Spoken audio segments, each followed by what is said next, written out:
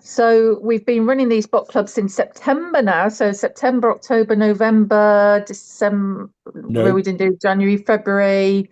This is our seventh, I think. So that's quite good. So we've made it quite a long way into the book now. We're on chapter six. We're on chapter six and we're doing components. David's going to give a little reminder in case people, it's been a while since we told people how to access the book. So, David, do you want to go and give a little demo to just show people where they can actually access the material? The reason being, we're going to be on chapter six for 2 or 3 sessions. So, if you didn't manage to do the reading today, you're definitely not too late to read that chapter for the next couple of meetings go forward as well.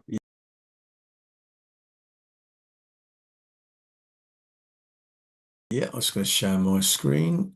Just 1 second. Which one shall I share? That one. Okay, so Jack, Tony, I'm not sure if you're BOC members, um, but if you go to the uh, if you go to the Big CIC website, in fact, why not just do that and talk it through? My this isn't particularly fast on my machine, but from the website itself, if we hit the knowledge page and pick on knowledge outline, it's just a chat GPT extract from the book chopped up into pages. So there's a nice little website accordion, which just chops up the pages into sections and subsections. And we're down at chapter 6. We're getting into the components. There's a little overview there of the components, and underneath each component, there's actually a link to a PDF file. So if you wanted to open the rich text PDF file, you can just click on that.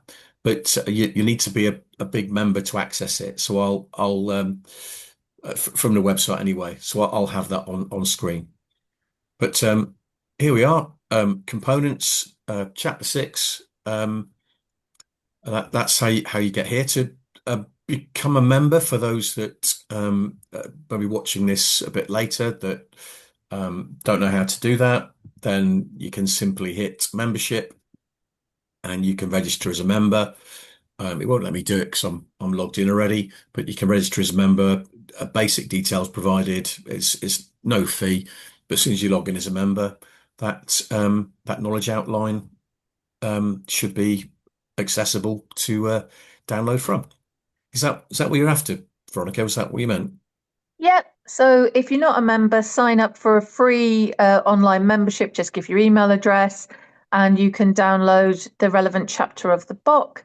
And obviously, that's great for reading the whole thing. But as I say today, and for the next month or two, we're going to be doing chapter 6 specifically. So that would definitely be the one to start with. That's all right, David. So basically, we're doing the components are quite substantial topics. So, as Alex corrected me, we're on book club 6, not 7, but we're a decent chunk of the way through the body of knowledge now. So we're sort of well into the parts we need to make big actually work in the real world. And we did a little LinkedIn survey actually to see of the 8 components, what would people find most interesting? And the one that was selected to go first was organisation and governance. So I particularly interested in the governance side of that actually. But David, do you want to give us your Cliff Notes version of what the components actually are? I will, but also because I don't think Jack and Will have seen the previous sessions. Again, just going back to the website on the engagement page, there's a page called Big Book Club, and that has in it some of the historical stuff. It has the previous sessions, and it should also have events so far. So what we've covered, there's links to event reports and session recordings. So that you'll be able to get access to what we've talked about in the past. We've done an introduction. I think we did key concepts. We've done principles. Yeah, we're just getting into components now.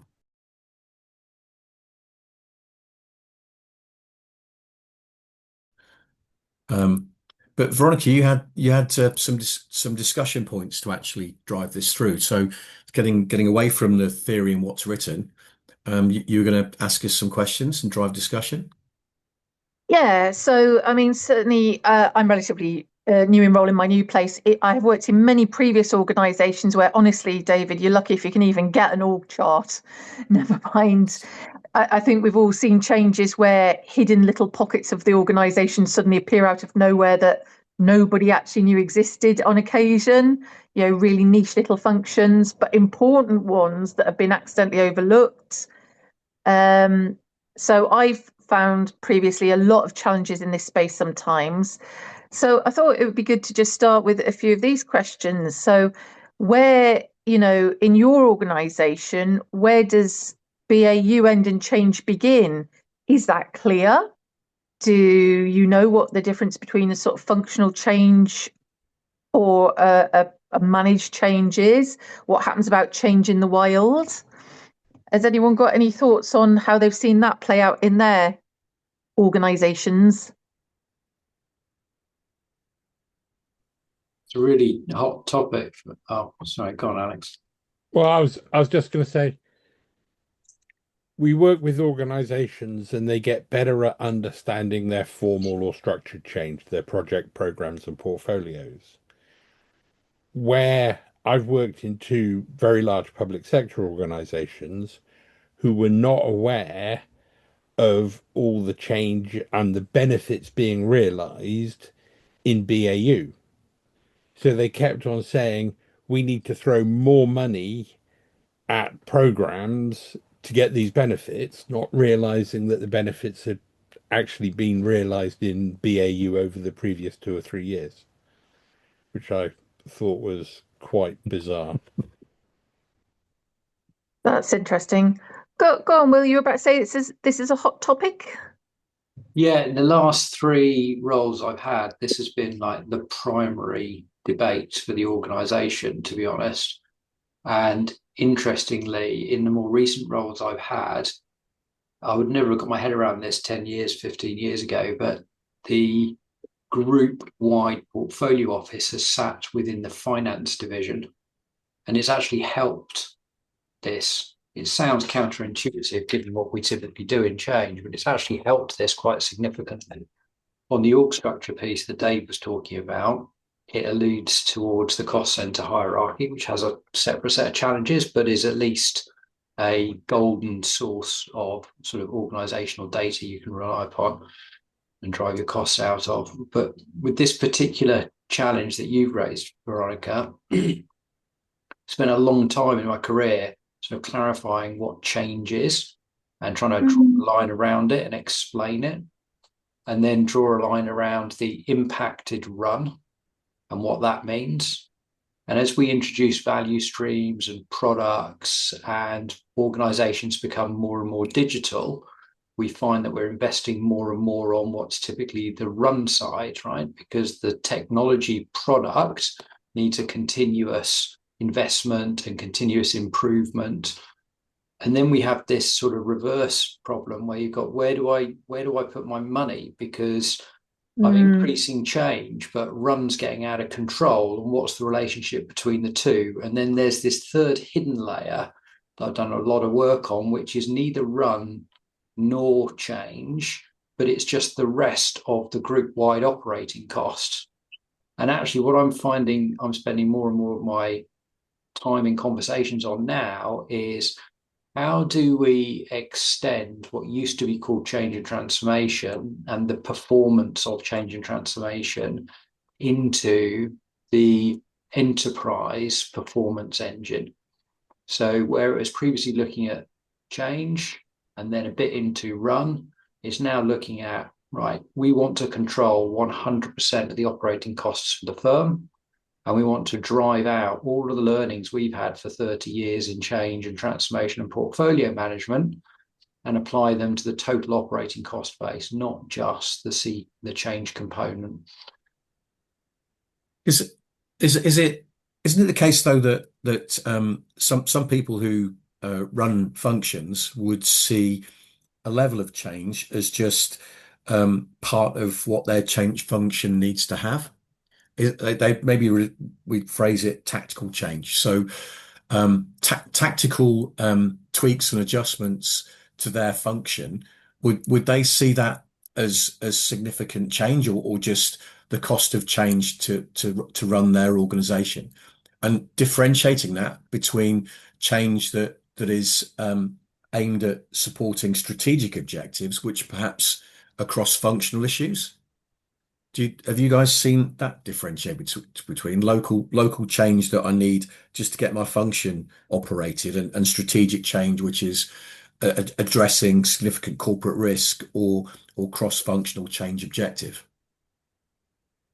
What I've seen is BAU directors in an unstructured way going out and getting these changes made to realize benefits. But because there has been no mechanism to record realized benefits and predicted benefits, which come out of run, they have never been recorded. If we're doing a program, we've got the benefits in the business case, blah, blah, blah. That all goes up. We've got our prediction, we've got our cash flow, and everybody's there tracking to see if you've realized the benefits as you said that you would. And that goes into the corporate improvements register, and this is a strategic improvement. But where those improvements have happened outside of projects, portfolios, programs, it's never been tracked. So I've come across it where we've been set up to say, right, we need a program to do X, Y, and Z.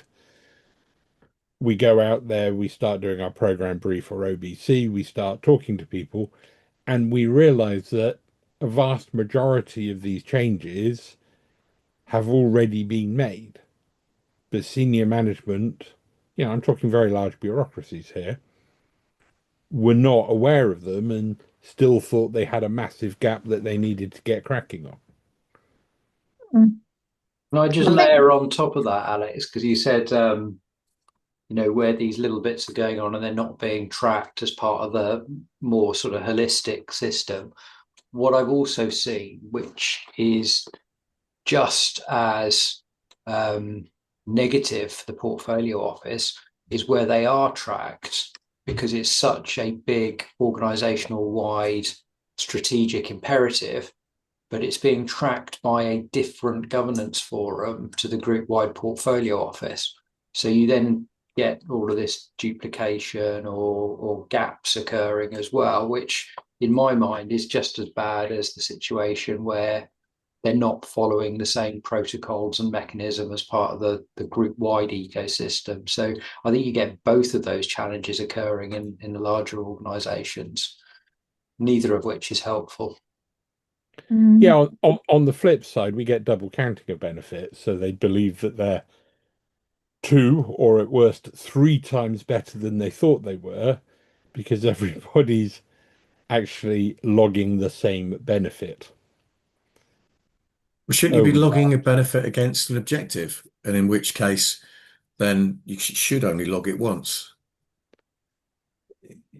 Should. So Yes. it's just Should. a portfolio governance issue. Yes. Well, this is about things happening outside the portfolio, though, isn't it? So we can well understand a functional leader who has got the budget and therefore the freedom, the latitude to go away and do these things, and has at least, whether explicitly or implicitly in their mind, some kind of business objective that they're working to, and they can go away and claim the value, the benefits, the credit for implementing the thing as, a successful implementation for their department. My problems tend to be I tend, not always, but I tend to work in smaller, less mature organizations. And although they're implicitly making these decisions about cost, so how their funding run, how their funding change, they're not good at explicitly trying to say, actually, we're spending 70% on run and we want that should be more for change or whatever it is. They're not good at having a really explicit conversation about even the cost side, and they're definitely not very good at the value side. So having that holistic view of value, where it's created, how it's created, and whether we're just burning money on stuff that looks good. But just come in kind of on this.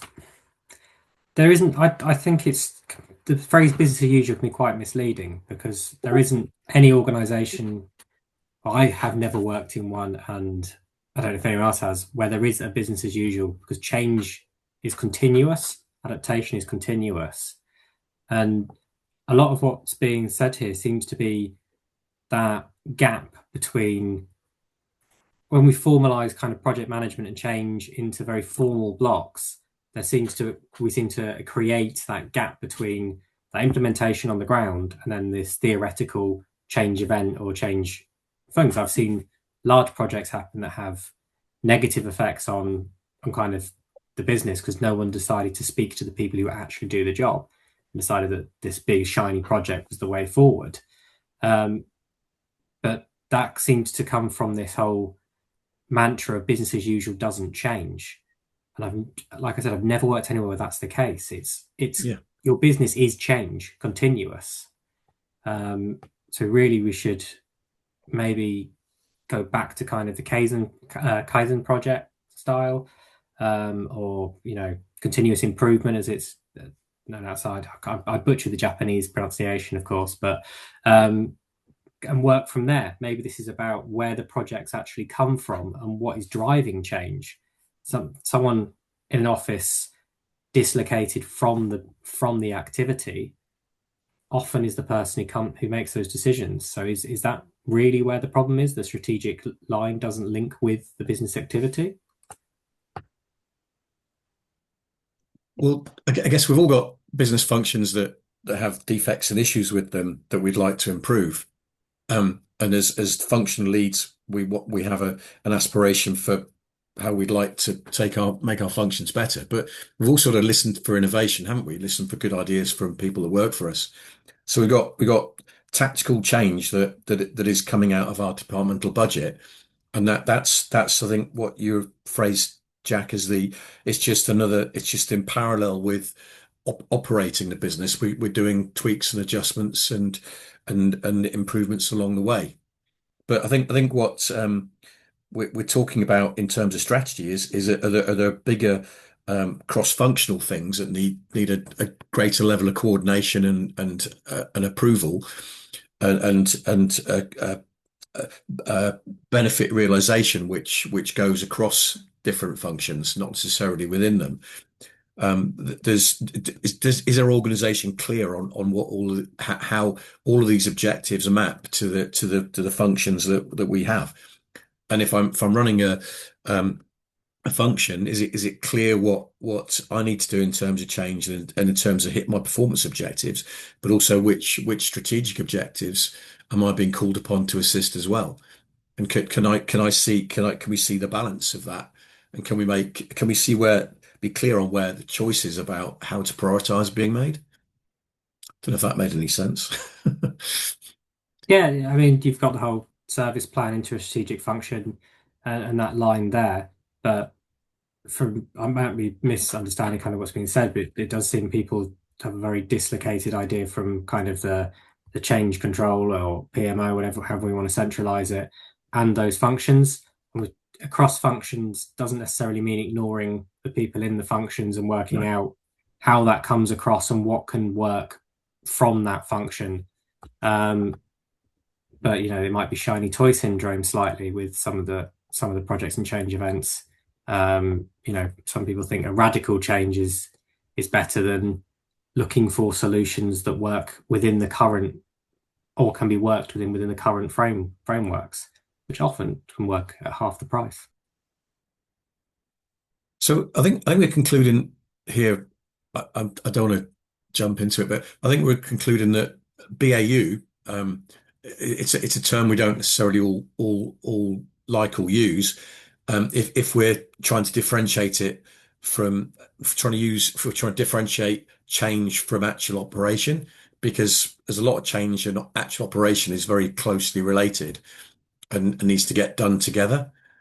But there might well be a difference between that kind of activity and strategic change, which is pursuing specific strategic objectives across the organization that aren't necessarily seeded within a particular function, are seeded outside a function to be imposed on that function or collaborated upon with that function.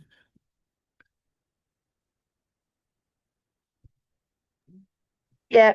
Shall we move on to the next one, which was about entities? So I think this is what you were trying to say in the intro, wasn't it, David? About in big, we have a definition of an entity, which is a permanent, temporary, or semi-permanent unit with an accountable person and an operating model. Well, in practice, do every entity, meaningful entity in your organisation have a very clearly defined purpose, a named accountable person, a governance body if they need one, or what their, delegated authorities look like, and a defined management process. And if you don't, who fills those gaps?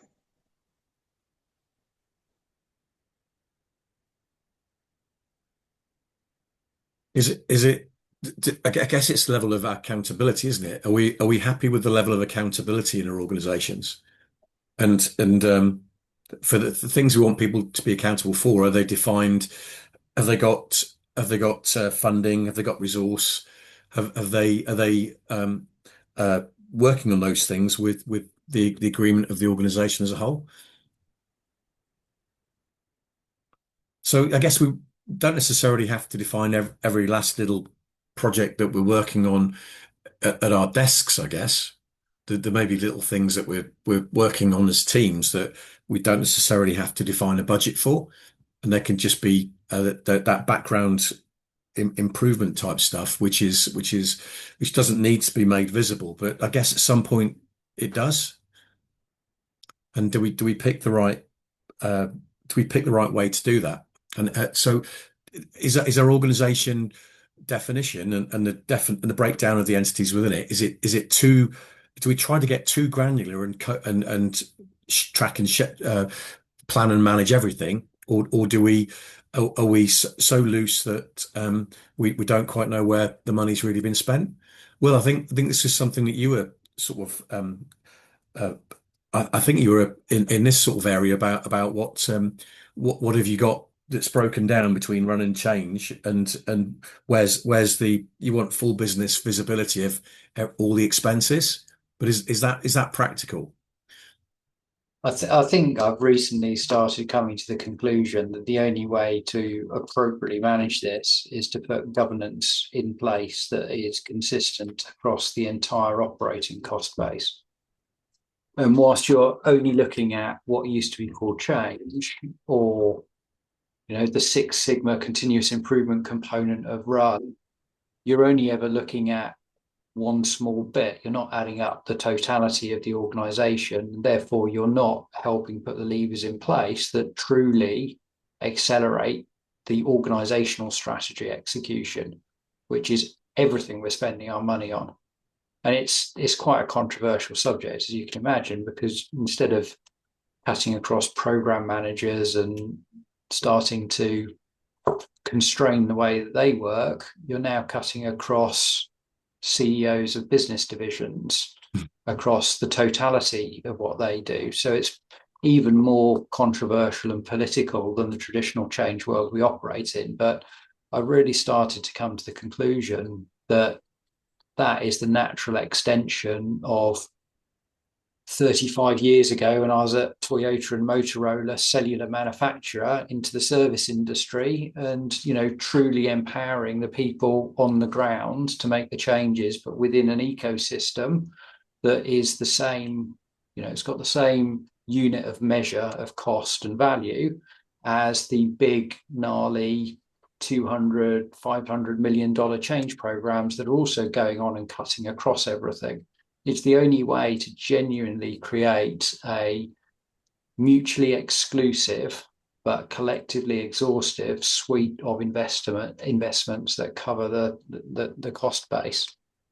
I've not seen an organization that's achieved it, But from a theoretical and sort of a going in stance to any new role now, that's kind of the landscape that I'm targeting. Does that make sense? So are those investments, do they all have to be projects? No, I mean, people still talk about projects, but more and more people talk about investing in a business unit or a value stream, a more permanent entity or a product line or a platform. It's still an Yeah. investment that needs to align and achieve the strategic, um, the strategy of the organization and of the division. But are we doing it in a consistent way? And I think to Jack's point, I think we're treating all of these different types of investments, be it small ones that are bubbling up from subject matter experts in the line, and big, gnarly, expensive, typically inefficient ones like your SaaS solutions and your AI is the big one at the moment that cuts across every organization. Every CEO is talking about their AI investment. That's a theme that's cutting across everything, but we're not doing any of it in the same way, typically. Alex, you've got your hand up. Yeah. So are you talking about in terms of control or just reporting? And I'll give you some background to this. I worked for what was then a FTSE 100 international company, and the CEO at the time, she preferred the anarchic approach and didn't want standardized controls across the organization. She wanted the anarchy. But the CFO and the head of internal audit, they were like, fine, we understand your cultural drivers, whether or not we agree with them. But in terms of reporting, we need some standardized reporting to look at basically cost versus value. So, Will, when you're looking at this, this is more than just reporting. This is about control and how you prioritize and X, Y, and Z. Is that correct? I think it encompasses all of it, but it probably starts with the transparency piece because you can't control what you can't see. But I do find every organization is different and you come in with a different set of existing circumstances, right? If you come into an organization, they've got a really strong AI group, they will already have cross line of business or cross divisional sites of what they're investing in AI. That's a starting point. You go to another organization and they'll have really strong, work breakdown structures on the change side. That's a starting. So every organization will have a different strength to start from and evolve out of. But for me, yeah, it's really about providing transparency to that across the group in a consistent way. So I guess Transparency for them to invest and prioritize, or transparency for the reporting to be able to judge how different things have happened or all of it? I think I can disclose without incriminating myself through NDAs. On a recent initiative, we looked to do the expansion of about a 5.5 billion a year spend on purely change to expand that out to 100% of the technology spend, which was about 4 billion, 4.5 billion, so about a 10 billion a year total investment. And the easy step one, and it wasn't that easy, but the easiest first step was just to say, this is what the totality of the change and run spend, not even got on to the value piece, looks like. Let's now discuss what that means for you as a senior program change portfolio value stream lead, whatever name you want to put on the people running these big pieces of work, and say, look, you basically just doubled the total investment that you're now accountable for. let's discuss what that means from a governance perspective. So rather than starting with the governance, which is always quite controversial, it was like, here's the transparency. You can now see the costs. Tell us what the governance problems are. And straight away, that really reversed the relationship from a change management perspective, because all of a sudden they were coming to us and saying, well, help us put more governance in place. I'm now responsible for $1 billion of technology run the bank spend that I've never had before. And I don't sit in any of the design authorities. I don't get to choose how to prioritize any of that. So I want governance now because I'm So it kind of flips my typical approach on its head for the first time, if that makes any kind of sense. But coming back to your point, Alex, that was because we're able to provide the transparency rather than forcing the governance, if that makes sense. Yeah, sounds like you actually managed to create a strong pull for governance for once, rather than having to push it on people, which is, of course, always what you want. So talking of governance, it's 8:20, and we did say we'd cover organisation and governance today. So I think that is a perfect segue for us to move on to our second component topic.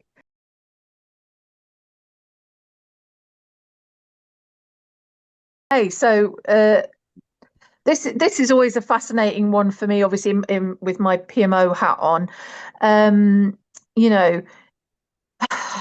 Good governance, effective governance is it shouldn't be just pushing paper, right? So, controversial question number one: do your governance bodies actually make decisions, or do they just review slides? So Big does make some distinguishes between governance bodies with decision and accountability, management teams who get things done, and assurance bodies who provide advice and checking. So where do we blur these? Who's accountable when the meeting stops and we've all done arguing about rag statuses or whatever? Who actually gets on with it? So let's start with that. Do your governance bodies typically actually make decisions, or is a lot of status churn? Can I chuck in an example? Was working with somebody to put in place the governance design for a major cross-government shared services program. And the discussion was being had around how does governance on the program work, and how does governance with the customer organizations work, because they've got local decision-making bodies for this and that, which would be part of the governance program. And what we found was that when people presently understood or thought they understood governance, there were actually lots of people who had an opinion on things, but didn't really or shouldn't really be involved in any decision making. So the first step, I guess, is to flush out who really is the accountable person, and who are really the people that need to make decisions, and which other people need to be consulted and informed. So I just wonder whether folks have got clarity in their organizations as to what the difference is between being consulted and actually making the decision, and being clear on the decision process. Is that really a really basic question to ask? Introduce Racy. See the looks of horror. Sorry, See the guys. looks of some people are saying, "What do you mean? I'm only being consulted and informed. I should be a decision maker." And then other people are saying, "Whoa, what do you mean I'm accountable?" So I have had this experience multiple times in SMEs and in much larger bureaucracies. They've just flatly refused, rule by committee. No one head is on the block. You've worked a lot in public sector, haven't you, Alex? I have done some significant pieces of work in public sector, yes. Yeah. Overall, I've done more in private sector. Yeah. So just to compare and contrast the two, then, obviously, I'm well aware that you've got wide-ranging experience, Alex. But so have you found that So I agree. I've had several of versions of the same thing, of either complete slopey shoulderedness, what do you mean I have to make a decision, I don't think so, versus everybody's got an opinion they're desperately eager to share and thinks it should be the most important one. Do you find a difference between the commercial and public sectors in this sort of attitudes, or fairly universally agnostic to the type of organisation? Overall, there is more management by committee and less individual accountability. Overall, I'm not saying it's true for every public sector organisation in the public sector.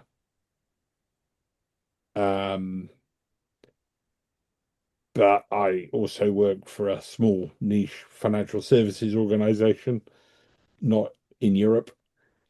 And for them, part of it was maybe cultural. Nobody wanted to be accountable. Unless something went well, then they all said, I am the accountable person. But they all wanted the ability to deny all responsibility when something wasn't going so well. That was a challenging role. So one of big solutions to this, of course, is terms of reference. But you can see I put discussion point 2 here is, are your terms of reference real or ceremonial? Because I've worked in situations where we've got a number of sort of responses to terms of reference.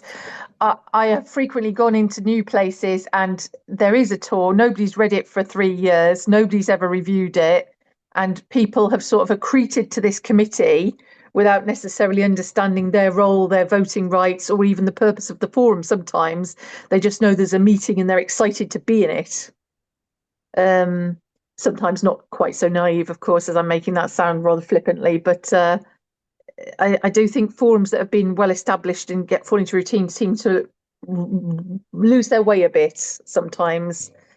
What's everybody else's experience of this? Terms of reference worth the paper they're written on, or a bit just sort of something we do at the start and move very swiftly away from? The better organizations, whether or not they call it a terms of reference, they have those things in place at the start. Do So, they Will, if review them and revisit them though? Yeah,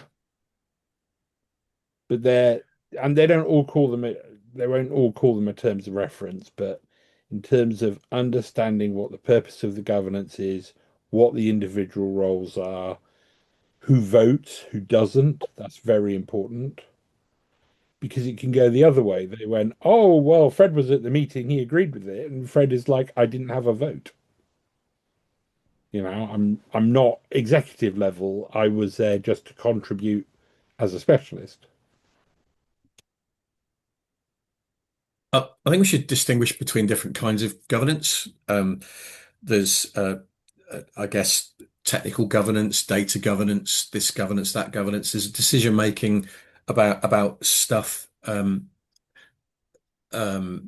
Yes, but really, I guess we're big with looking into the decision making around the objectives and the strategic objectives, and so that's quite important, I guess.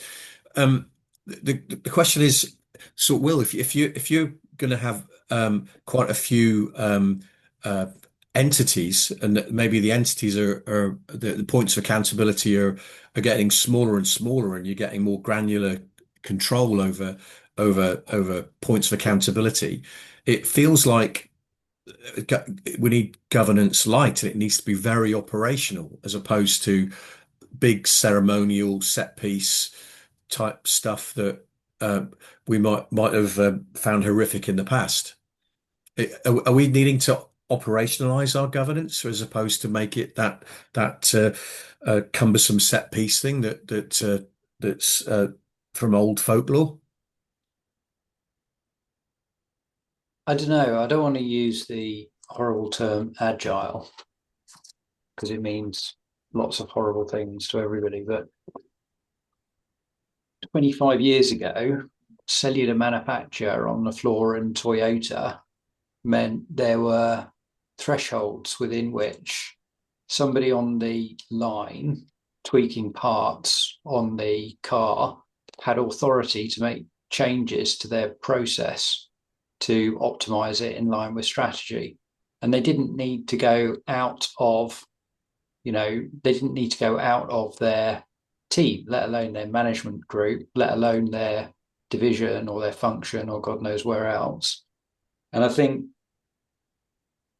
true sort of strategy execution is getting everybody in the organization aligned to the same set of, or the same direction of travel, and then figuring out a way of implementing governance where they all have the authority to get on and make the decisions that allow them to tweak and improve things. And, saying it like that makes it sound really easy, and of course it's not. And when you start talking about governance, the first, when you started talking about terms of reference, the first thing that came into my head, and I would have shot myself for saying this 10 years ago, was, cultures and behaviors, because it doesn't really matter what's written down on a piece of paper or in any system. It's really about whether people are ashamed of not having done something because the organization and their peers have built up, that way of working, and you just do it because you'd be embarrassed if you didn't do it. And I think there is a lot of shame in, to be frank, in actually getting things done. But I wanted to say something really positive about the way you guys have framed this whole conversation, and it's and probably something to draw out, which is you've gone in with the clear fact that governance equals decision making, and in most consultant engagements I have, that is not a known condition for the organization. Governance can mean reporting, or governance can mean all sorts of plethora of different things. And to me, I always start by saying, look, you're talking governance. To me, it doesn't mean governance unless you're making a decision. And that really frames the whole conversation, because you can then drive accountability. And the final point I wanted to make was, in the world of agentic systems, so how do we embed agents that support our change and transformation community in doing governance better and delivering change and transformation better, and in some cases actually taking over some of those responsibilities and doing it for us? That requires us to be really super clear on who is accountable for what, and potentially allowing those individuals to be accountable in any way they see fit. Yes. So, I've been working in a lot of pseudo government, and to be honest, I've not seen such a big difference as was in my original head between the pseudo government and the more commercial organizations in terms of how people avoid accountability. But a lot of governance forums, and if it's clear within that forum who the ultimate authority is that is ultimately making the decision, like if you can get it down to an individual, then, if they choose to make the exact same decision in a one-to-one meeting without consulting anybody, i.e. they've not done it in that governance forum with the terms of reference, I say fine. As long as it's absolutely clear who's accountable. If you have chosen to bypass the entire consultation and information framework that we would typically document and put in place for you, for whatever reason, fine. I would rather people did that, screwed up, made mistakes, but it was absolutely crystal clear who was accountable, than we have this cadence of monthly or quarterly massive meetings where you try and document in an administrative way, because people don't do that anymore. I'm the treasurer for our local road committee here, and I just pinged my AI off to them and said, look, we can record your entire job, secretary, for every one of our monthly meetings is to record all the minutes in detail, and you spend about 4 hours a month doing that. I can record the whole thing, get all the minutes written for you. You can review them and validate them. We don't need to do things the way that we used to do them, but we do need certain building blocks in place, probably more so than we used to have, to be frank. And I think that's where a lot of the stuff you guys are doing here is actually super, super valuable, because in the new agentic future, it's not less important. It's more important that you understand and have those building blocks in place. Well, there's two things I'd like to say. So Jack, you're a what's your viewpoint on this? Um, I was since what's because I guess from a governance from a government body, you've got the there's that hearsay that government bodies might have a certain perspective or way to operate governance. So how are you finding governance perceived where you are, if that's not too I, direct a question? I think there's a perception that government authorities work in the same way. I mean, local government, and I've worked in three local government organisations, and they all treat governance in a very radically different way. One of them very much focused on individuals and moved away from board meetings and recorded votes, and it was very much delegated authority to a named officer individual. That caused absolute chaos in the organisation when they were on holiday, leave, sick, or that person left, because every bit of governance of control and decision-making power disappeared with them for that period. I had a period where a director was off for 2 months sick, and the delegated authority was with that named individual, and no one else could sign any serious forms because that's the way the organisation worked. Where I am now, there are named officers, but other people within kind of the CMT or whatever can take authority for decisions if that person is off or away, and there's more resilience in that. So I think one thing we really need to be careful of is over focusing on individuals in large organizations, because it only takes one small accident or one bit of illness and a lot of work can suddenly crumble and become unmanageable. I mean, previously, an organisation, so a local government organisation, about £800 million a year turnover, they decided that only one person, so the chief finance officer, was the only person who could sign any grant funding agreements into the authority for a period of time.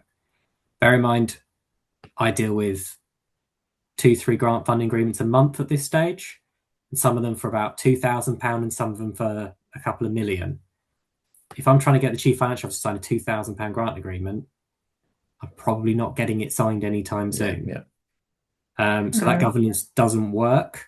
But I think when you talk about blurring the lines, I think it's really difficult on grant funding, because you have a grant funding body, which is the government, who then hand it through several consultancies to hand it to a combined authority or another body to hand it to you. Is when the decision making there, you can be really clear with your internal terms of reference, really clear with your internal governance, and then the funding body just changes something overnight.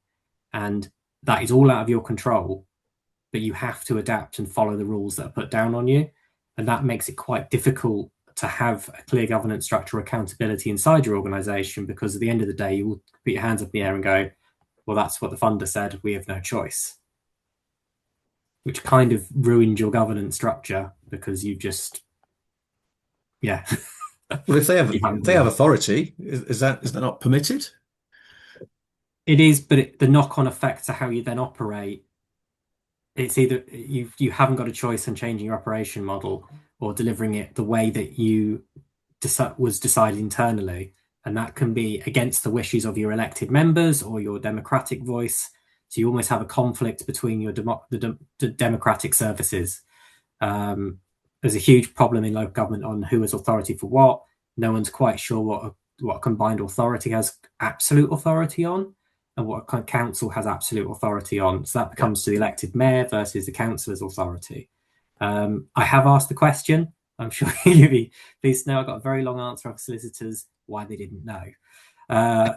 It's not been tried in a court of law yet, so no one's quite sure whose authority wins.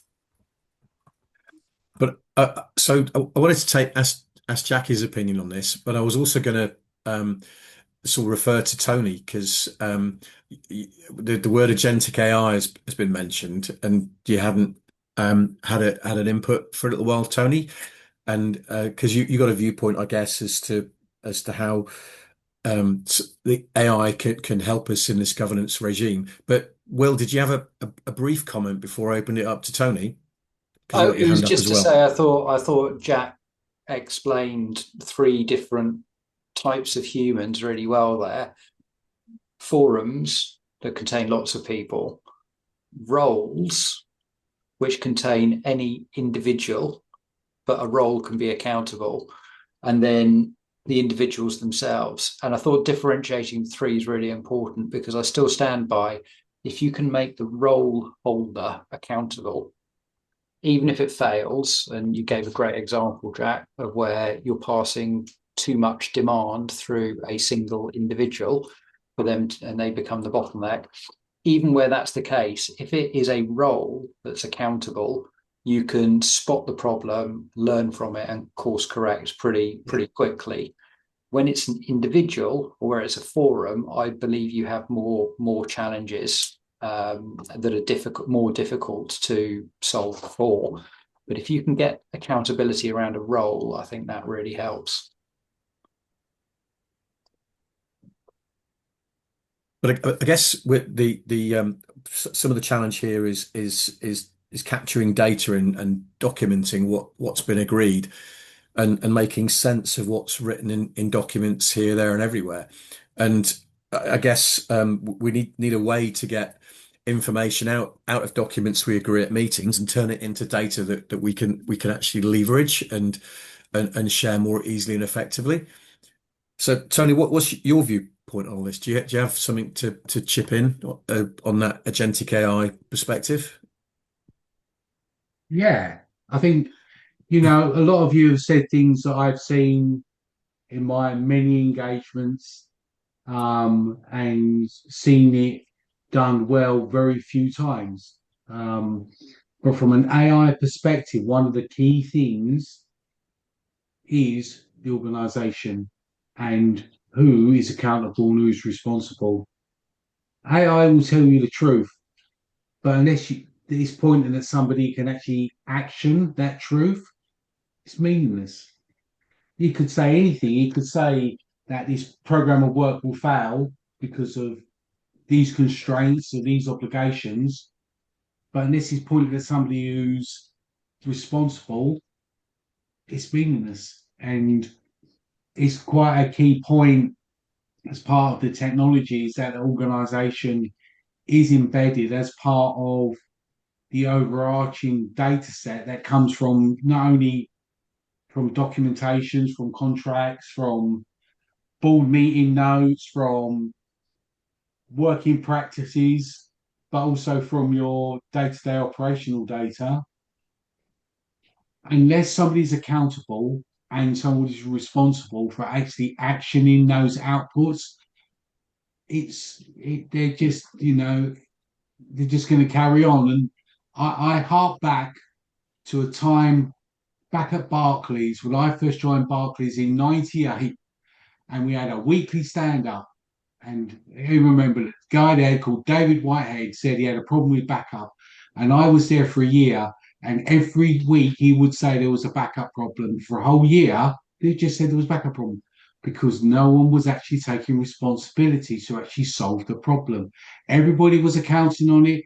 It was marked in the RAID log as red, but no one was actually actioning it and sorting it out. And I think a lot of the stuff that I've seen that I can produce through my proof of concepts is great data, but unless somebody goes, let's action it, or I'm responsible for this, therefore I need to take this action, it's meaningless. And I think a lot of you have touched on this finger pointing exercise. You see that meme of Spider-Man, yeah, pointing at each other. And I think we certainly, I've certainly come across that, certainly, and not just in public sector, in private, where nobody will actually take true accountability and true responsibility. So even from an AI model, it will tell you the absolute truth. Unless you action it, the exercise of implementation of an AI will be meaningless.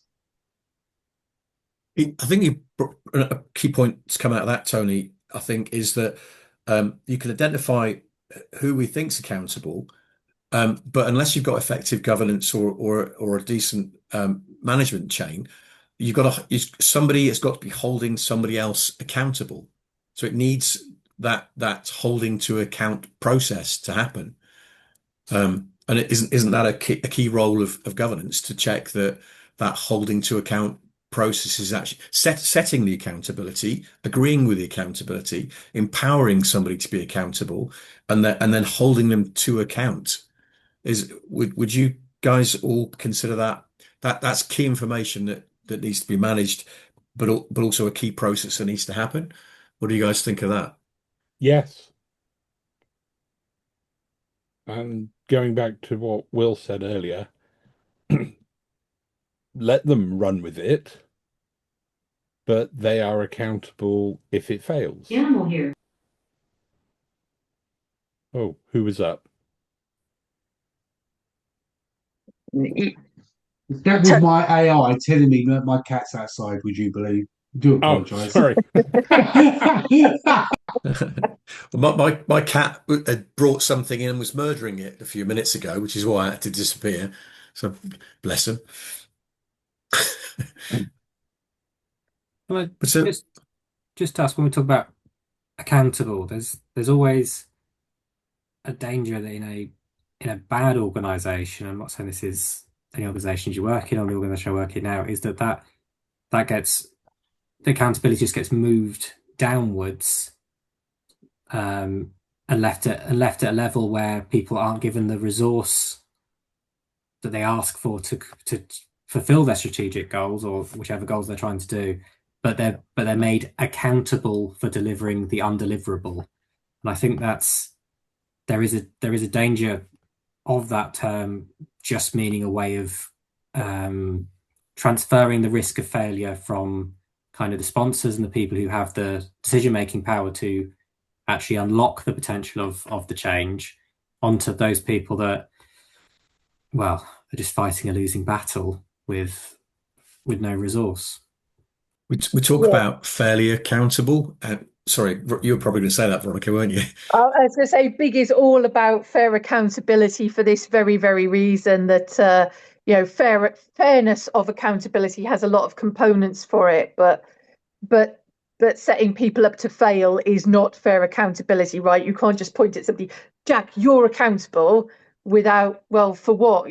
Without giving you the skills, the resources, the support, the authority, the cover to make that a proper accountability and not just a blame exercise or a risk covering mitigation exercise. So yeah, we're not covering fair accountability tonight, but Big is huge on this for all the right reasons. So Will we talked. So we talked about organization and needing to get objectives into the organization and to cascade that through the organization and for that to be clear. We've talked about at some point uh, governance bodies making decisions and holding people to account that have been set up by the organization to do that. David, So I just sorry to cut you off. I just wanted to come back on a really minor point on that last conversation started by Jack.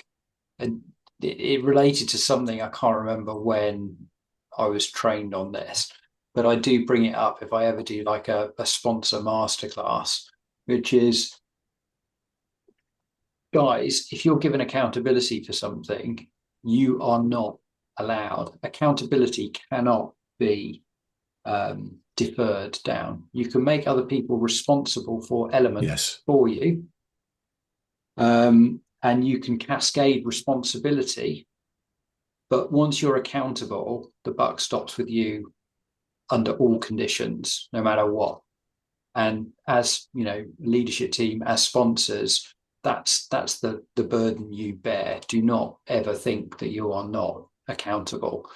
And that's a key message, I think, to land with senior parts of the organization, because they can't just pass things off to other people and then point the finger and blame them. That's really poor behavior within an organization. But it still goes on an awful lot. It's not as bad as it used to be. In public sector, Prince 2 was radical in that it placed the accountability on the sponsor. Just firing the PM is not good enough.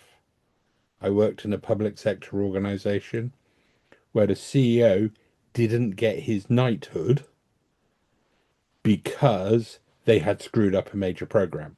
And this was the first time it had happened in Whitehall, let's say, the Whitehall Village. And everybody in the Whitehall Village knew the next day. And that was the first true accountability I saw. And I was only medium level in public sector to that date. That was early 2000s. Sorry, David, you were saying.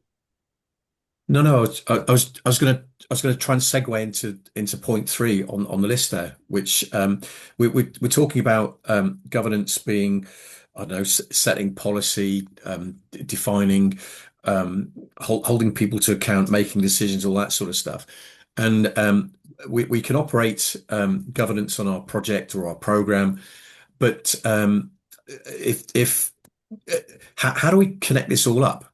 How do we connect this up so that we can understand how a dependency and accountability flows through an organization? If we're looking to break down objectives and sub-objectives, we need to see how that happens, and we're going to be dependent across functional areas between different governance groups. So how are you guys getting on with respect to governance being operated for a silo versus being an integrated operating model that fits together? Well, Right, that's why we're here, David, Yeah. to learn about business integrated governance. Because all our lives we've been in organizations where everything's been bloody siloed.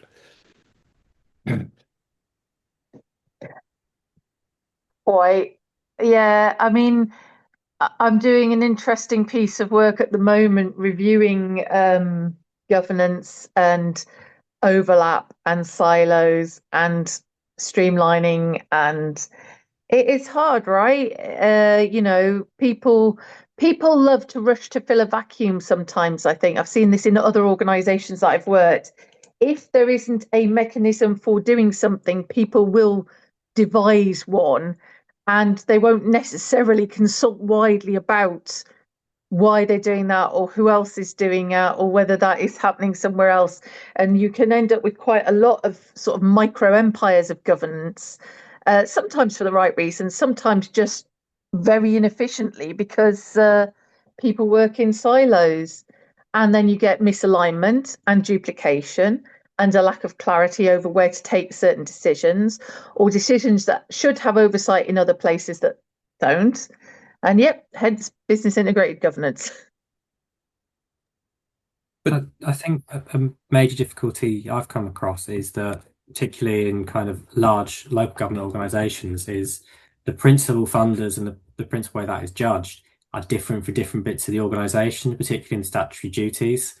So you've got, your adult social services have a very strict standard they have to adhere to, and then they have an inspection schedule. Your schools have the same, so you can't take that governance structure, which relates to those key statutory inspections and standards, and put that across your organization because they don't relate to anything else.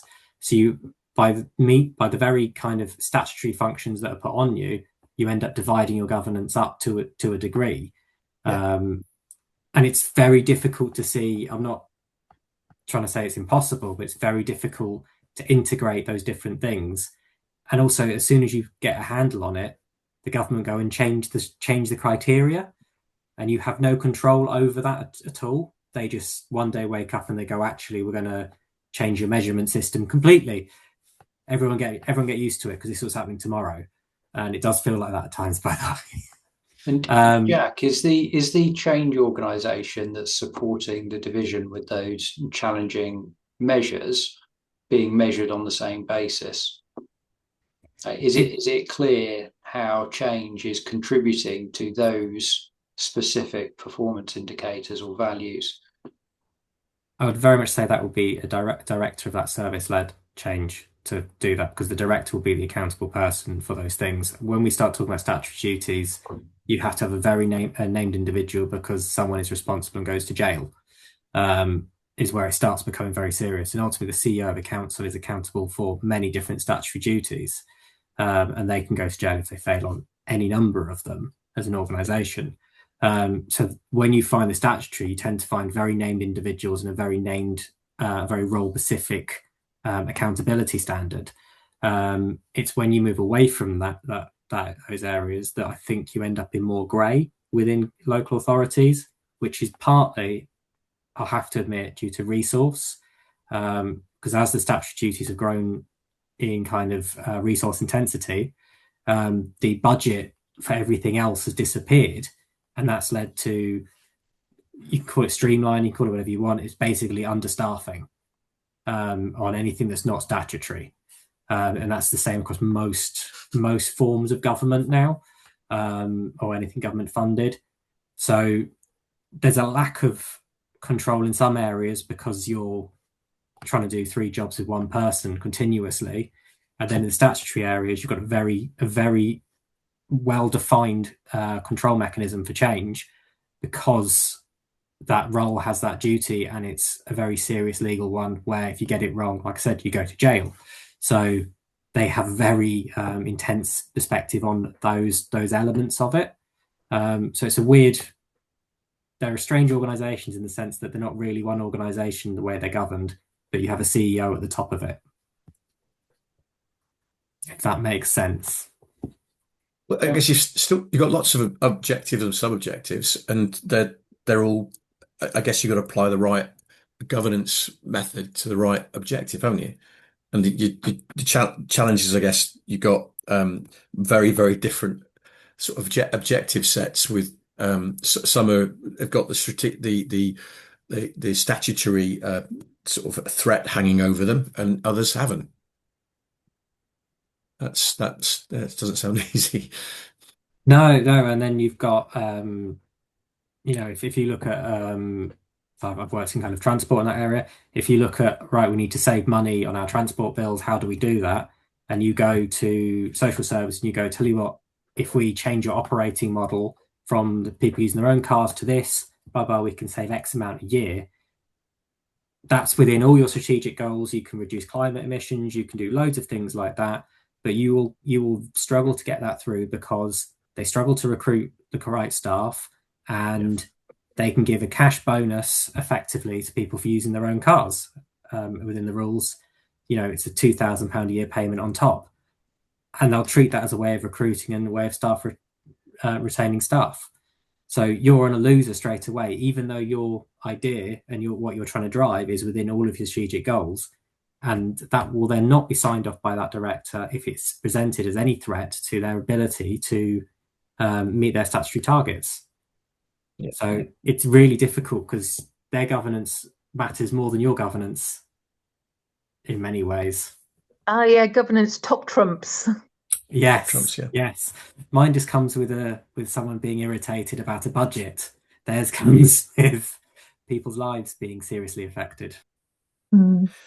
So in this complex scenario that's based on information theoretically, how well supported, how well do our organizations set up to support us with information and data to make that governance process as easy as possible? My sensation is that governance is almost seen as something that's sprinkled on top, that doesn't necessarily have infrastructure built within the organization to actually enable it to operate. Is that what you guys are finding, or have organizations started to invest a lot more? And I guess Tony's got some remarks to say about how AI can help us with this. I mean, if we have a project, we can run a project with a PPM system and a risk log, and there's infrastructure, and it's well understood. But are our governance operations underpinned as they need to be, as their importance suggests they should be? Sorry, Alex. I think bureaucracies will look like they're putting in lots of governance, but with an absence of accountability and responsibility. And that's both private and public sector, the largest organizations I've worked for. I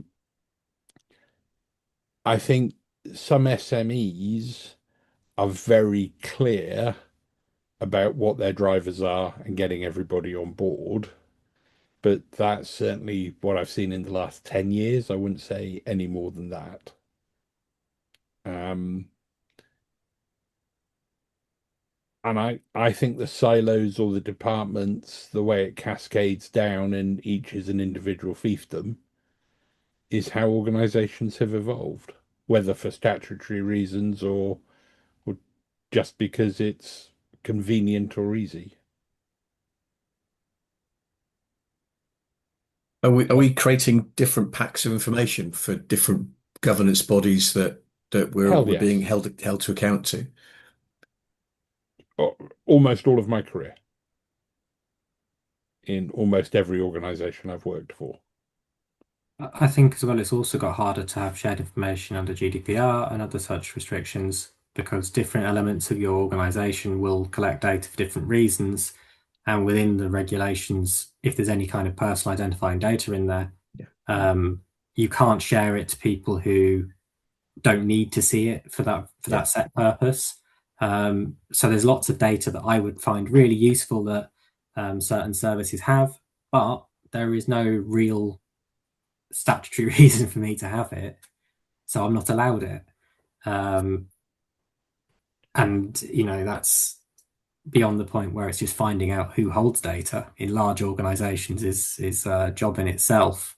You become very good at finding out who knows things and making friends with them. But yeah, there's almost people whose entire careers almost exist on just being that person that knows where to find things. Well, isn't that an issue these days? If we're to use agentic AI to support us in operating governance, then understanding what information is where in an organization, that's pretty vital, isn't it?